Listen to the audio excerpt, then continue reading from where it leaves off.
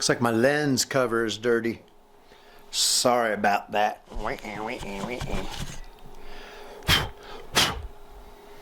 Hey guys, welcome back to All Mine Ranch and Solo Homesteader channel. I'm Ryan. I apologize for being absent for a little while, but just wasn't feeling it with the YouTube, and I went to Costa Rica for a week to visit my family. So Mom, Lane, it was great seeing you.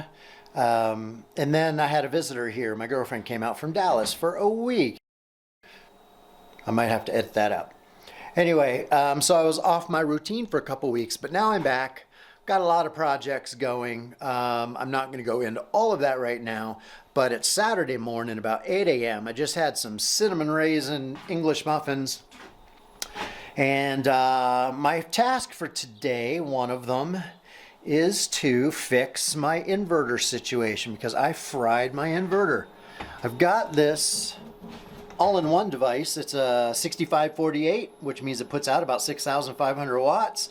Does everything, you know, charge controller, inverter, all that fun stuff.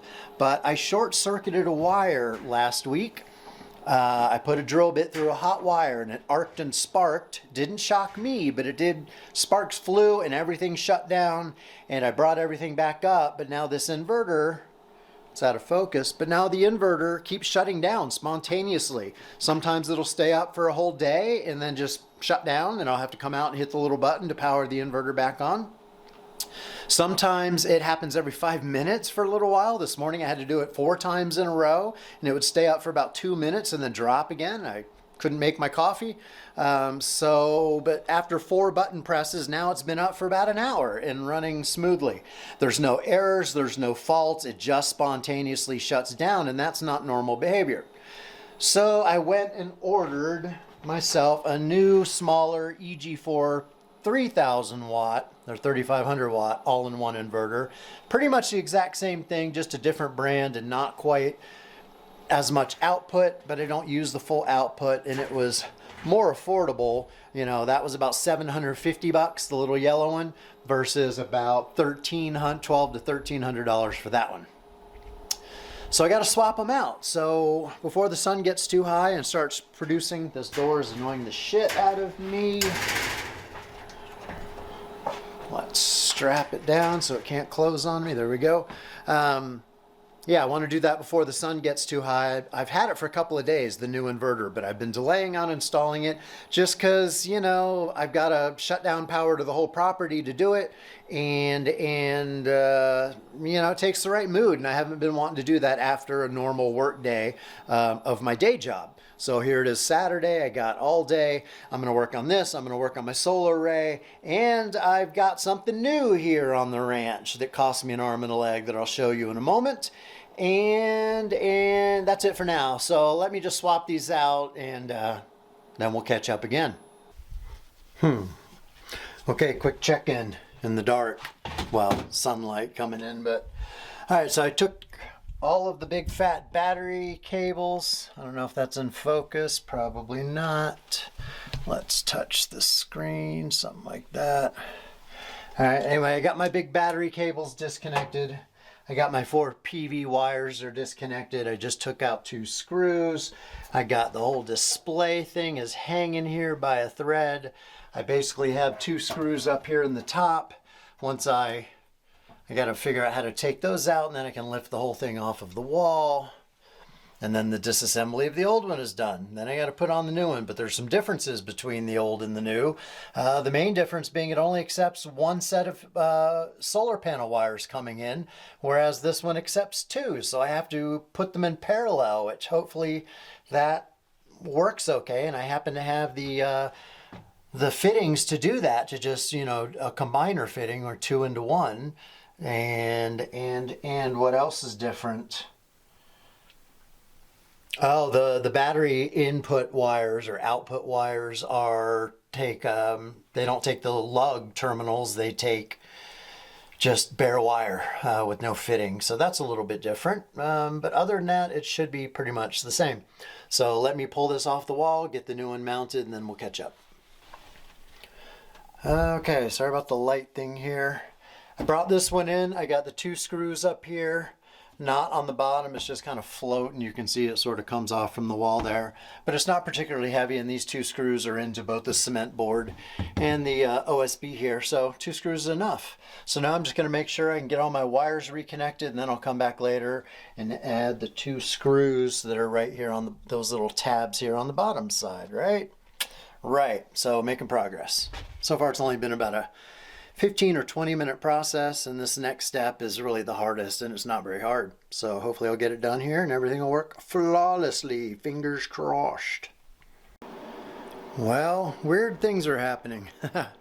I got the new unit hooked up. I can't declare victory just yet because when I first flipped it on and started testing things out, this light in here was flickering really bad. Like, I'm not normally impacted by that too much, but it was so fast and strobe-like that I was like, this is not going to work.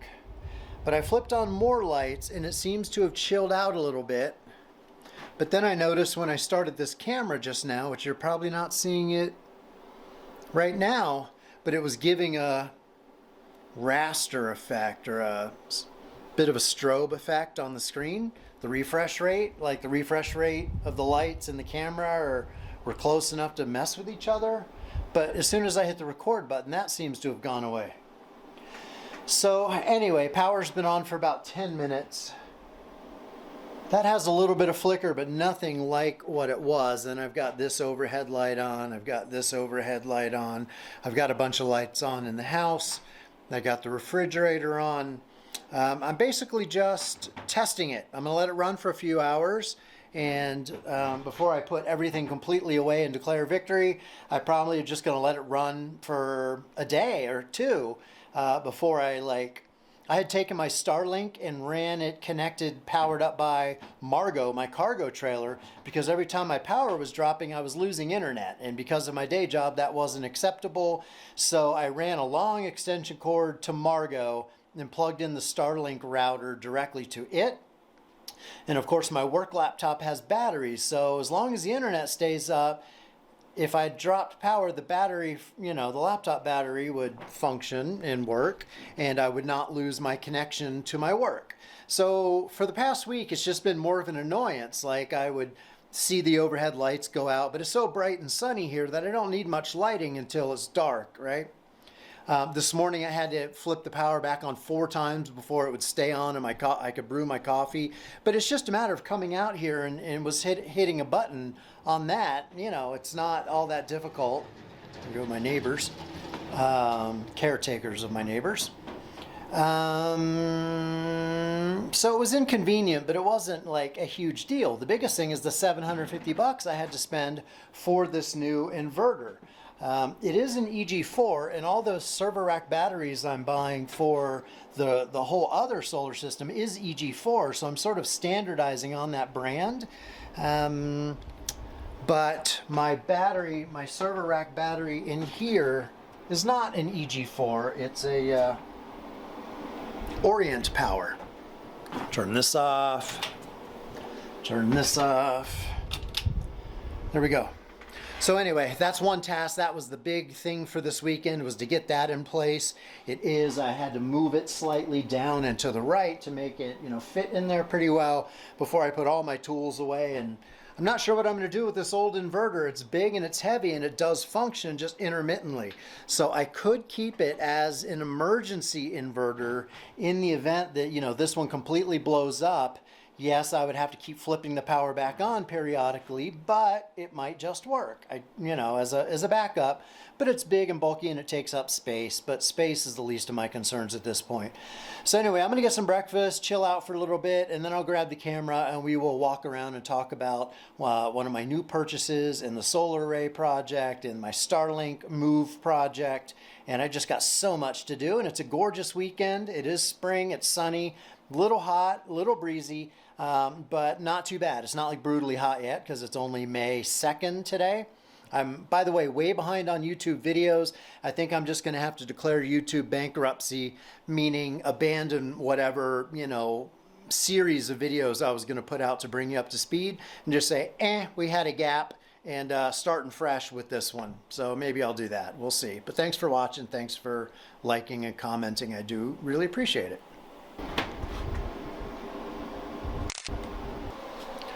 I was just watching the video that I posted today, and I realized it was very shaky, and I think that's because my wide angle lens doesn't have image stabilization. This lens that I have on now does, but it's not the wide, whoa, windy. It's not the wide angle. Anyway, let's do a little walk and talk. I want to show you a new acquisition. I guess I've been buying a lot of assets, toys. But in that video this year, let me finish that thought. I bought a lot of toys this year. An ATV, which I need, but I haven't used as much yet as I'd like. But now it's the season because it's getting warm. But I just talked in that video about the need for a tractor because I'm up to 31 acres now, or it will be once I close on the land that I've got under contract. This is Tanya, my new girlfriend. She is a 20-foot long utility trailer. Put a spare tire on the front, pardon the piece of wood and the rocks. It's just for shade. But it is a 20-foot long utility trailer, which I'm standing up on now, that was custom made for me. A lot cheaper than going to one of the big national distributors of utility trailers. They did some custom work with the corner pockets down here and the D-rings. It's got ramps that come out the back. And I told you in the last video that I opened this all up with the tractor so that I would have room specifically to park this thing and Margot. So I moved that berm over there back. I got Margot, my cargo trailer, now sits here. I've put my scrap metal and roofing material, all of this stuff behind it here. And I've got Tanya here because she carries a ton, if you're wondering why she's named Tanya. She'll carry 12,000 pounds actually, minus her own weight. So she'll carry 10, but legally I can only haul 8. But my truck really only wants to haul 7 because it is just a Ford F-150. Not anything too crazy beefy. But yeah, all custom made. Got the spare on the front. I put wheel covers on. Whoa, just about turned my ankle there. I put wheel covers on it because the sun, the UV rays on the tires are brutal. And yeah, it's got Thompson's water seal on the decking. And even though I don't have the tractor yet, I will need this when it's time to buy a tractor. And I thought I was going to be buying the tractor this year, but then I ended up putting the extra 9 acres under contract that I talked about in the previous video. So I don't want to take on the tractor payment and the land payment at the same time. So I am delaying the tractor, but now I've got a trailer. It's just going to sit here. But I do, another project that I wanted to share that you guys are going to see is it has the pockets all the way around, right? These little pockets to make 2x4s. And I need to be able to haul gravel. So I'm going to take 2x4s and make a, removable fencing railing system all around it that also has plywood that'll hold in the gravel. And each section of it, the 4 or 6 sections that make the whole thing up will sort of connect at the corners to the next section. So it's kind of rigid and stable. So it's a pretty simple project from a build perspective. It's just more 2x4s and plywood and deck screws and the basics. I've done so much of that in my life. I pretty much got that kind of building down pat. So anyway, I just wanted to share that I got Tanya. I'm very excited about that. And depending on my mood, I may start this weekend, today, Saturday, I may start on that project. I just finished doing the inverter thing, which I just showed you. It's been on now. Let's go in the shade. How's that view? I'm in my garage port now. It's been on now for about an hour, hasn't flipped off. That's a good sign. There's a couple settings on it that I couldn't change. I couldn't put it in like single inverter mode. It's not paralleled or in communication with any other inverter, but it would not allow me to go into the setting for single inverter. It also wouldn't let me go into the setting for power save mode. So if there's very little draw on the AC power out, that it would just shut that down and I assume turn it back on later. That would be nice to save some power overnight while I'm sleeping, but it wouldn't let me do it. So I'm gonna have to read the manual at some point and get into that. I mentioned that I did a week in Costa Rica. I was way overdue to visit my mom and my sister, so that was a very nice change of pace to go from a hot, dry, arid desert environment to a tropical, lush, green environment. Even though things are pretty dry out there by Costa Rican standards, by my standards, they were pretty green. But man, there's cicadas out there that whistle, and they are extremely loud, and I have sensory issues, and it was overwhelming, I guess. Sensory overload is what that was. So yeah, hopefully I can go next year at a time when the cicadas are not just god awfully loud all the time. But now that I'm back, I've got to do more brush clearing and land work. I'm also focusing on security because, you know, when I went down there to Costa Rica for a week, I had neighbors checking in on the property, but there are a lot of migrants around. And there's potential for crime. It's a pretty low potential, but it does exist. Anytime you're in a rural environment and you leave for a little while, there's that potential. Now, fortunately, I live on a dead-end road, and the only people who tend to come down it are either my two neighbors that live to the north or maybe a hunter scoping out, trying to go up on a mountain here on these. It's too bright for you to even see. Slowly adjusting, slowly. They sometimes go up on those hill tops to with scopes to spot where there might be some deer, but it's not deer season, right? It's more like rattlesnake season. But anyway, we get the occasional person driving by who doesn't belong, and if someone is a thief or just looking for the house where no one's home, it's hard to tell if I'm home or not, but security is a concern. And I didn't have any webcams set up or anything like that. So since I've been back, I've been investing in a little bit of technology. For one, I bought an Amazon Echo Dot because my sister bought one for my mom, and I helped set it up for my mom and started researching some of the features and skills that Alexa has. And it's actually pretty darn cool. So I ordered myself an Echo. I'll show you that in a minute. And it's kind of like going down a rabbit hole because once you start with one product, you end up buying more stuff. So I bought a couple of smart light bulbs for my ceiling fan, but they were on a dimmer, and the dimmer was causing them to flicker really bad. So I had to buy a $10 double light switch and swap that out, which I did yesterday after work. So now I can use Alexa to turn on the lights in my main living area in my tiny house. And I can play music through Alexa. I can set alarms. I can, you know, tell it to open YouTube on my TV because I have an Amazon Fire TV. So I guess I'm saying that I'm going down the rabbit hole of smart home technology. Even though I don't want an insane amount of technology in my life, the Alexa and the Echo system is actually pretty easy to use. Let me put the camera down. I'm getting tired here. How about? I need my tripod. Yeah, let's get the tripod. Hang on. It just so happens that I have my tripod handy.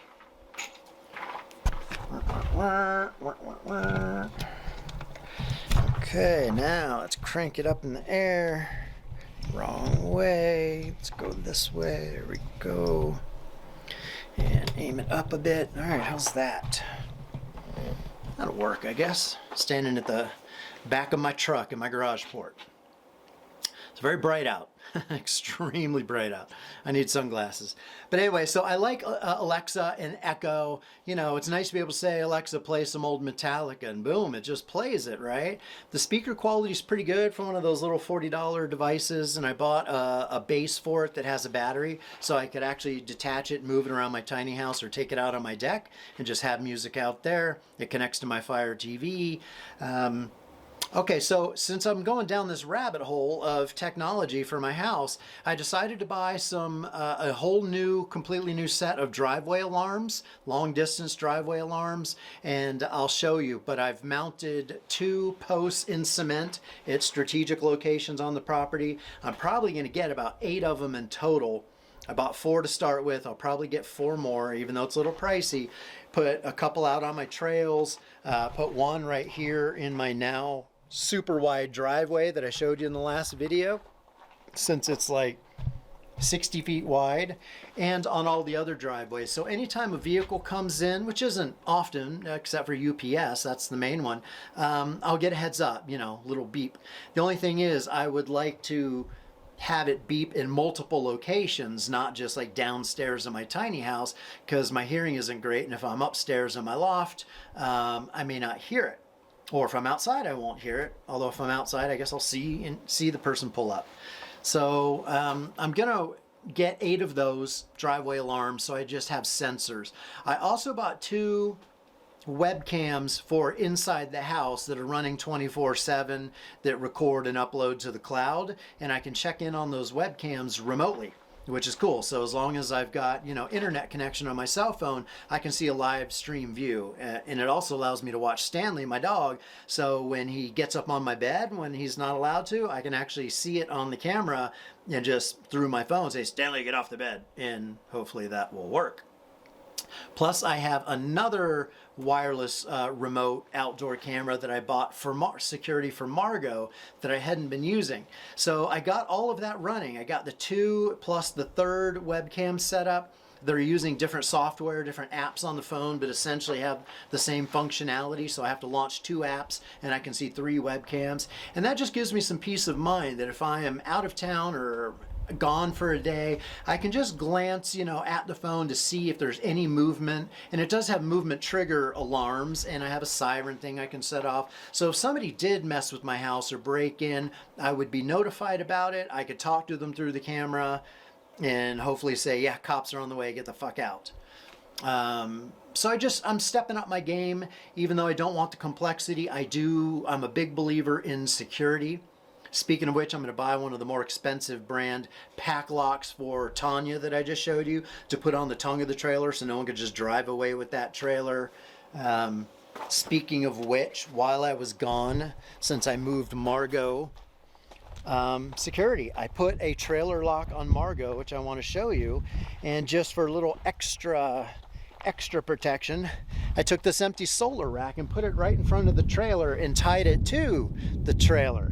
So if somebody really wanted to get this away, they would have to cut through the chain or the lock, move the whole solar rack, then cut through the aluminum lock that's on the hitch of the trailer. And that's just a lot of work and time consuming. So I just like to do things to disincentivize thieves. And by putting a nice lock on the tongue of Tanya there, hopefully that prevents anyone from messing around.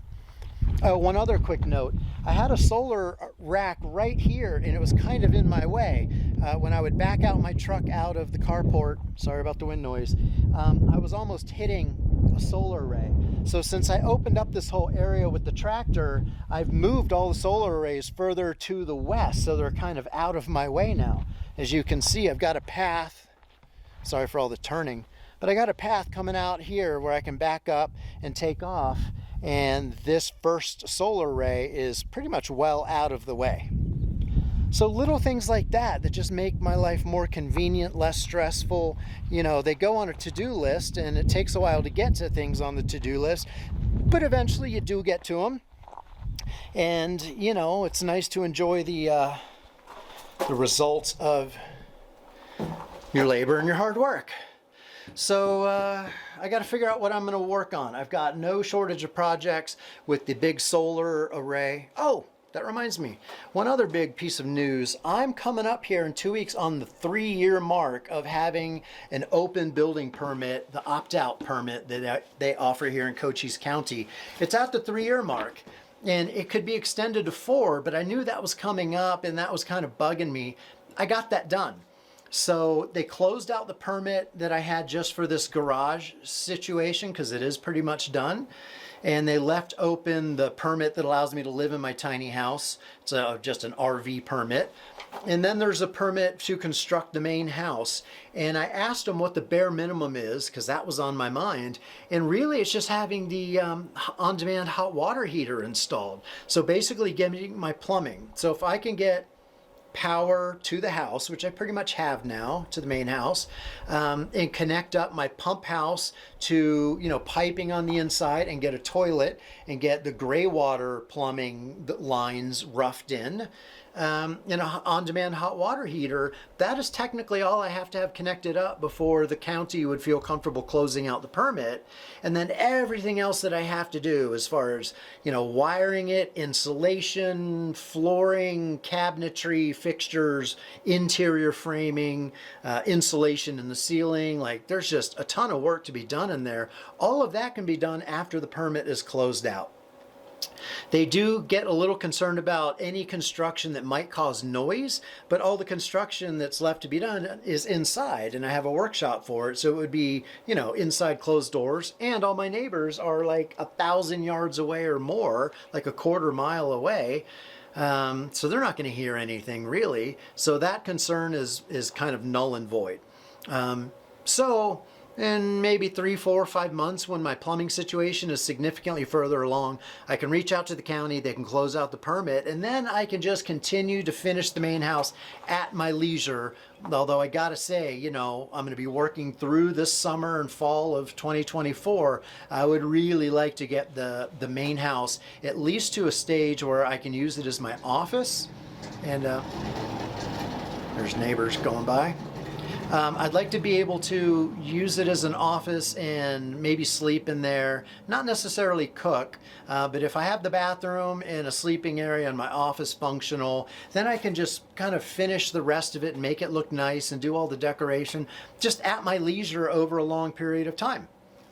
So, in other words, I want to be in my tiny house this summer, but by next summer, since the AC in my tiny house is struggling and it gets really hot in there, particularly at night when I'm trying to sleep, by next summer I hope to be in the main house and have some air conditioning in there, at least in my bedroom, and I can close the door, and if the AC works really well in the bedroom, and if I have plenty of battery power to run it all night, at least I'll be comfortable at night, even if the rest of the main house is really rough. So that's my general timeline and my general plan, is just to keep going for another 9 months until I can kind of pseudo move into the main house, close out the permit, and then finish everything over however long it takes, which really it's going to be years, because I like improving things and fixing things and getting them customized. That's why I bought the whole place, right? And that's what All Mine Ranch is all about. It's all mine. I want it just right for me.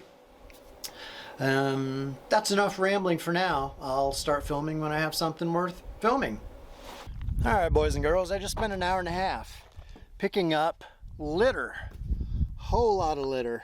Doesn't go all the way to the front. I just tossed it in just as you see it. But that is a significant amount of litter from the 9 acres that I am buying to the west. Decided just to invest a little time in picking more of that up. There's plenty over there. I made a massive pile, but it's kind of deep in there and hard to get to. So this was what was near sort of the periphery that was easy to get out. But there's another good half of a bed, or maybe even a full bed full of litter on the land. So, but making progress. It's a good, I'd say at least half of it is off now. Yeah, about half. Anyway, I'm gonna load up my litter, my household trash, boxes, Amazon, cardboard, all that, and do my dump run, because, you spend $5 and you get rid of all your crap, and for some reason, that brings me peace. I feel clean and organized hauling all my crap off to the dump. So that's what I'm about to do. And then I'll start in on some other task, and we'll see where we go from here.